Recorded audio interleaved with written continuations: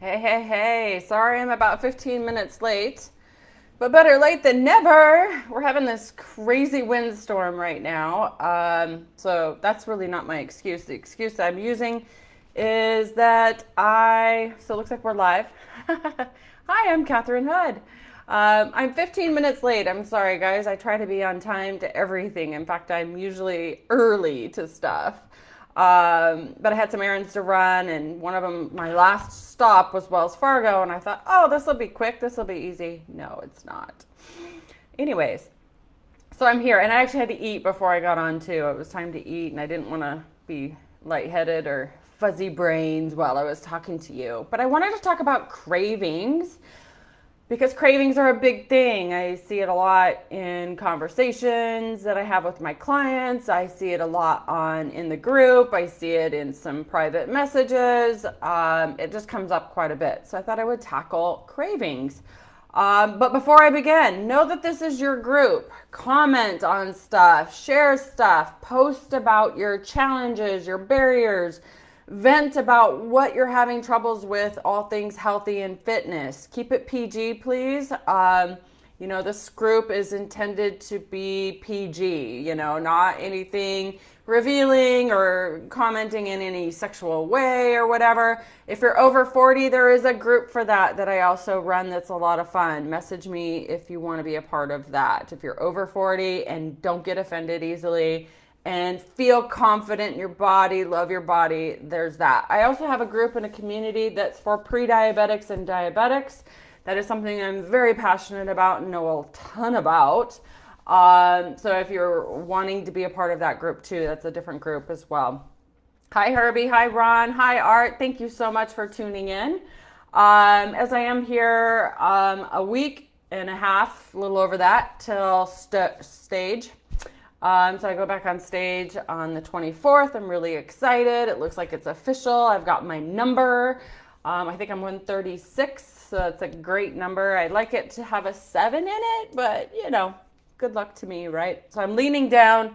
I'm feeling it. I worked out this morning. I got to work out after I get off the live with you guys, but back to cravings. The comment that really triggered me to bring this up was somebody had said, it isn't a diabetic community, so it was kind of like, okay. But they said, I was craving an apple, so I went and ate an apple. And now what? My blood sugars are through the roof. Cravings are a thing that we have. Why do we have cravings? Cravings can come from a lot of different places, but, truthfully, cravings, I don't want to say ignore them. You can't ignore them. But if you're craving foods, you might be malnutritioned, right? You might not have enough micronutrients in your diets. You're not eating enough vegetables. You're not eating enough fruits. You're not eating enough protein. You're not eating the right amount of carbs. Please don't deem carbs as bad. We need carbs. I'm having carbs and I'm leaning down. Like I'm losing body fat every day, but I have carbs. I know when to eat them. I know how much to eat them, and I know where to eat them. Do I have cravings? Yes, but I'm planning my cravings out for after my show, right? I'm planning them out. I don't react to my cravings. Like I could crave an apple right now, but I know not to eat them because that's going to jeopardize my appearance and look and my body fat come stage time. And I also know it bumps up my blood sugars. Bumps up my blood sugars outside of that fat burning zone, and it screws me up for 3 days. 3 days takes me out of fat burn. It's not worth it, right? So it's really important to plan your meals. Know what you're going to eat a minimum of 24 hours in advance, always. I do. I know what I'm going to eat in the next 24 hours or greater, right? Some of my clients, they have to plan out their entire week because their work schedule is so demanding and their kids and everything they've got going on. So they plan out their meals for the full week. I get it. That is a little too much for me. Like for me, I don't even know what I'm going to wear the next day. Like I need to, I wear what is according to my mood. But I do know what I'm going to eat 24 hours in advance. One of the tricks that I do is dinner time. Every night for dinner, we 99% of the time eat from home. So I always cook 2 extra servings of protein and vegetables every night. And then I instantly put them in Tupperware, put them away, out of sight. Nobody can have them. Everybody knows in my house not to touch them. So those two are for me for the next day. That solves 2 of my meals. Pretty much 2 of my meals are pretty much consistent every day, every week, every month of the year. So those are all taken care of. 2 to 3 are already taken care of always. So I eat 6 times a day, sometimes 7 times a day. So it's about planning. It's about knowing what you're going to eat all the time. And then, cravings aren't going to happen nearly as much because you're eating all the time, right? I'm eating every 3 hours. So sure, certainly I crave things, but my likes and my desires and how I feel and how I look are so much more important to me that I know that my health is number one, right? And I found that to be interesting as well. I'm going to bring this up briefly. But on my own personal Facebook Facebook page, if you're friends with me, thank you. I posted about top 3 things you're grateful for. And I was shocked at how many people didn't put their health in their top 3. That should be number 1. Honestly, even though I put on there, no answer is wrong. I was shocked that there weren't that many people that put health number 1. That's my number 1. Because if I'm not healthy, I don't show up as a good mom or wife or, coach. I can't. I feel like crap and I feel terrible. I'm not going to be the best human being, right? So, but back to satisfying cravings. I eat 90% of the time for my health, not for pleasure, because it kind of goes back to that whole sentence again. Oh, I was craving an apple, so I ate an apple. That's reacting to that craving, right? I wouldn't eat an apple. I would go, oh, an apple sounds good right now, but I know for my health and for what my goals are, I'm going to have a protein and a salad or protein and broccoli, or I'm going to have protein and berries or something, I know that I don't react to that craving. And I think that a lot of people do that. They're like, oh, I'm hungry and I don't have anything in the refrigerator, so let's go through the drive-through. They're reactive. It's really important to eat smaller portions. One of my courses that I have on Udemy talks about portion distortion in the country, and it's huge. It's a huge problem. Restaurants are catering to their clients, their customers, whatever you want to call it, and so they're making portions bigger because they want reviews. They want good reviews, and people want to leave feeling full and satisfied, and the American stomachs are getting bigger, so they're wanting more and more and more. So they're putting more carbs on the plate. Why? Because that's cheap. Rice, bread, those things are cheap to make. So yeah, it's getting terrible, bad. But anyways, eating smaller more often, eat from home more often. Avoid sugar. Why? Because when you have sugar, you spike up, and when you come down, you're going to crave sugar. That's just natural. That's what's going to happen, and it's going to happen over and over and over again. And, really it takes days and weeks to detoxify from sugar. So a minimum of 3 days. Drink more water, right? Are you thirsty or are you hungry? Drink more water. Here I am getting close to the finish line to jump on stage, and I'm having to really watch how much water I drink. And, I hired a coach for the last 2 weeks. It's just kind of beating me up and fine tuning me and looking out for my blind spots. And I'm kind of surprised at how much water I do drink. I know that I drink at least a gallon a day, but I didn't know how much. But yeah, I'm nailing a gallon by 2:00. So, which is good, right? I'm really super hydrated. I feel great. My joints feel amazing. I just got a massage, and the gal was like, holy crap, your body is like amazing and fine-tuned and, great. I'm like, yeah. But eating more protein, make sure every single meal has protein, lean protein. Stop eating stuff with the animal fat. Keto, screw that. I'm serious. People stop. Stop eating the animal fat, stop eating the animal skin, eat lean protein. Distance yourself from the temptations, if you know that you can't go to that restaurant or you can't be around that person or place or things that brings temptation to you, avoid them until you get the willpower and the strength to be able to do that. And I can help you with that. Clean out your environments, right? Clean out your cabinets, clean out your refrigerator, replace it with all good, healthy things. So that way, if you are stuck in that situation of, oh my gosh, I need to eat, and you're standing in front of the refrigerator, you don't have crap sitting in front of you. And don't use the excuse that, oh, my spouse or my kids, they like to eat all that junk food. They don't need it either. Start weaning them off of it too. Don't get too hungry. So that goes back to the whole eating more often, smaller meals, because if you get too hungry, you're going to eat too much. You're going to choose the wrong things. And that's where the cravings just start happening. And it's just this big cycle, right? So stop. Make sure you're getting 8 hours of sleep. A lot of people think that's crazy and ridiculous, but I'm telling you, be horizontal for 8 hours.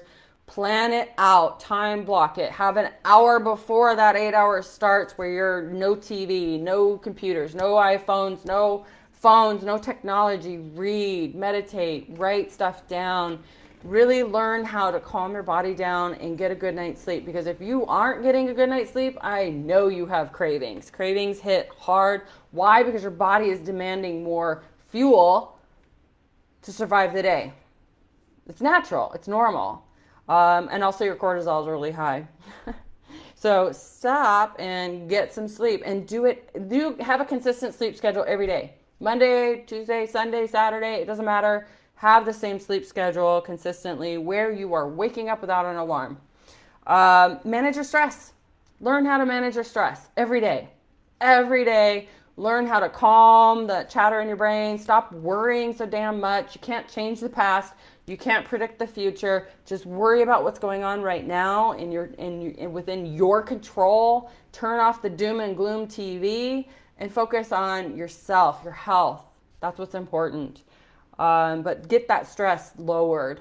Stress does create cravings, higher cortisol, imbalances in your hormones, and then you're craving more, and it's just like this huge cycle again. And slow down on your eating. I talked to somebody actually a couple days ago.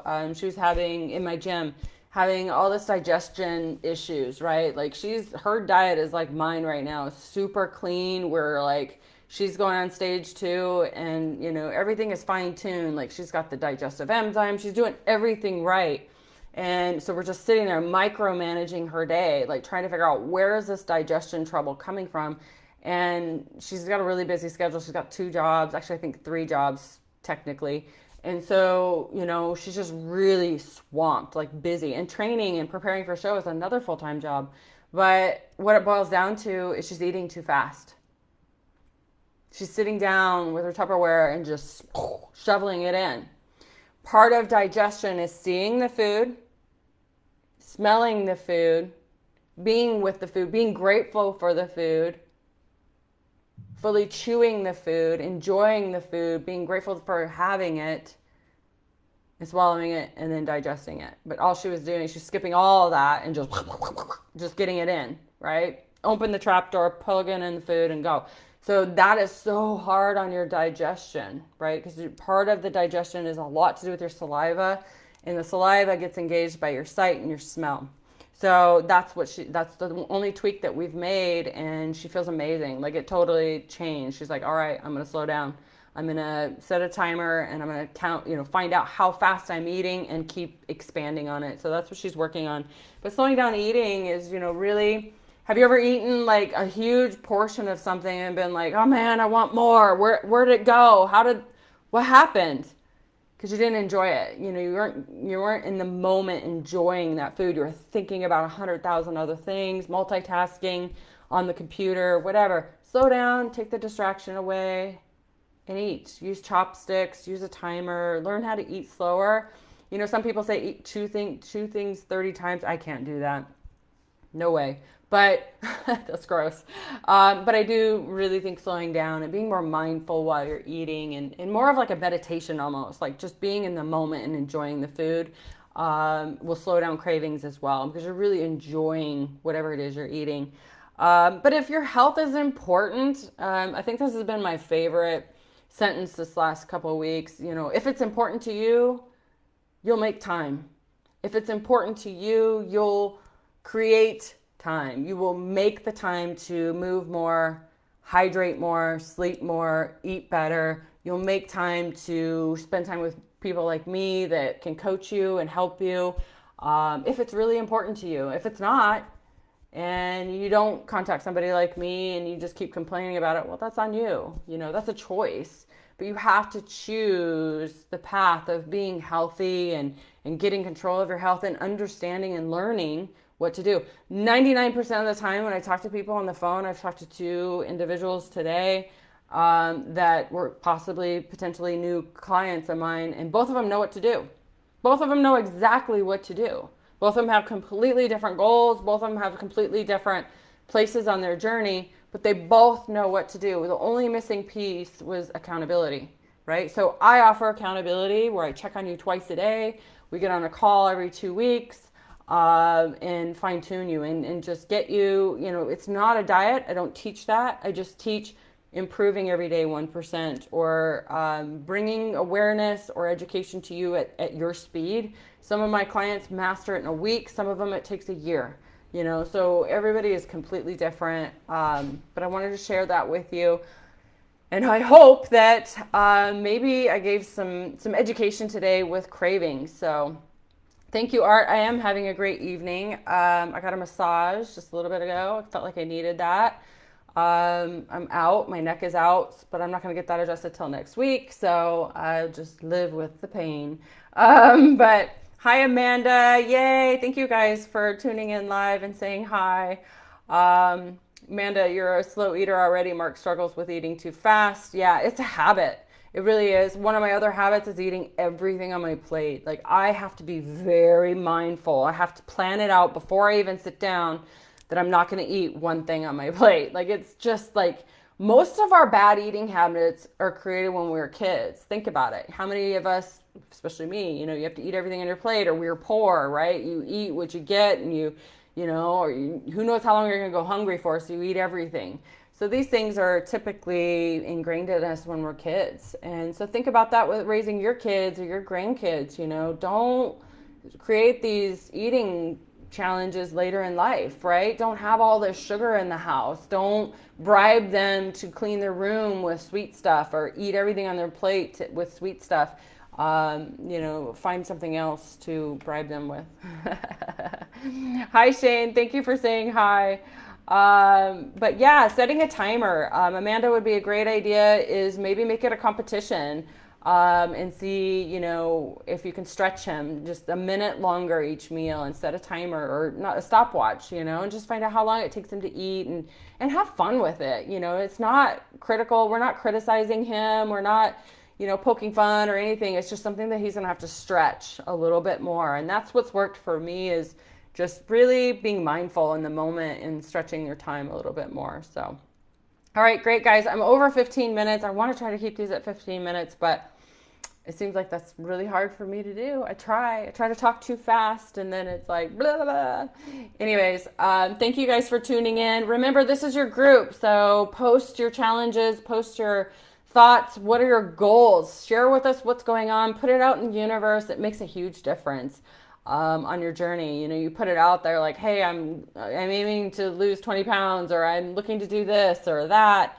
Run a marathon next year, or whatever it is, lose the baby weight. I don't know. Whatever it is for you, post it out in the universe. Let us cheer you on. Let us be a part of your journey. And make sure you're posting your workouts and the who worked out today. I have that posted every day.